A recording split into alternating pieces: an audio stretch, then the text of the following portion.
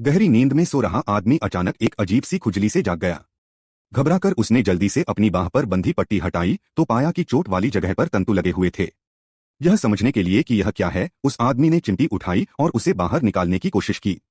अचानक अगले ही पल जहां वह चल रहा था वहां एक बड़ी गांठ दिखाई दी। वह आदमी पूरी तरह से घबरा गया। उसने जल्दी से कैंची उठाई और उस जगह को काटा जहां हड्डी लिपटी हुई थी। तभी उसे पता चला कि यह एक बहुत बड़ा बीज था। इस चीज को जल्द से जल्द शरीर से बाहर निकालने के लिए उस आदमी ने सीधे अपने पास रखी थाली उठाई और पूरी ताकत से बीज को बाहर निकाला। शास्त्री सहकर्मी से संपर्क किया और उस बाहरी वस्तु की विशेषताओं के बारे में विस्तार से बताया। जब उसे लगा कि यह कोई अनजाना पौधा है तो उसके सहकर्मी की बातों ने उसे उलझन में डाल दिया।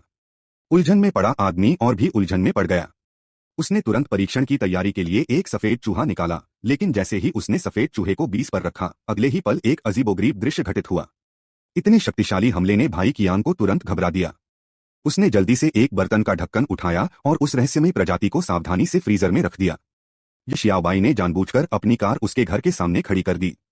वह इतना गुस्से में था कि उसने सीधे मुख्य ड्राइवर की सीट का शीशा तोड़ दिया।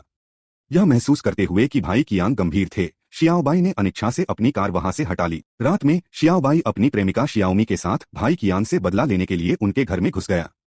उसने तहखाने के शीशे पर लात मारी और अपनी नफरत निकालने के लिए अंदर जाकर तबाही मचाने की तैयारी की। से तहखाने में घुसा और तरह तरह के अजीबोगरीब पौधों को देखा। जियाओबाई ने तुरंत अपना बदला लेना शुरू कर दिया। तहखाने में गड़बड़ी करने के बाद जियाओबाई अपनी उपलब्धियों को दर्ज करने के लिए तस्वीरें लेने के लिए तैयार थी। हालांकि इस समय उसके सामने फ्रीजर का ढक्कन अपने आप खुल गया। जियाओबाई कई घंटों तक वापस नहीं लौटी थी। चिंतित जियाओमी जल्दी से वहां पहुंची, लेकिन तहखाने में उसके चिल्लाने पर भी किसी ने कोई जवाब नहीं दिया। उसके पास तहखाने में जाकर खोज जारी रखने के अलावा कोई विकल्प नहीं था। मंद रोशनाथ अचानक उसकी ओर बढ़ा और फिर वह राक्षस से डरकर मर गई। इस समय जियाओ शुआई घर लौट आया और जैसे ही दरवाजा खोला उसकी टक्कर जियाओमी को ले जा रहे राक्षस से हो गई। फिर उसे धक्का देकर जमीन पर गिरा दिया गया और वह बेहोश हो गई। जब जियाओमी फिर से जागी तो उसने पाया कि राक्षस टूलबॉक्स में गले में हार उठा लिया। जियाओमी को तब एहसास हुआ कि उसके सामने वाला राक्षस जियाओबाई था, लेकिन इससे पहले और राक्षस की ओर पटक दिया।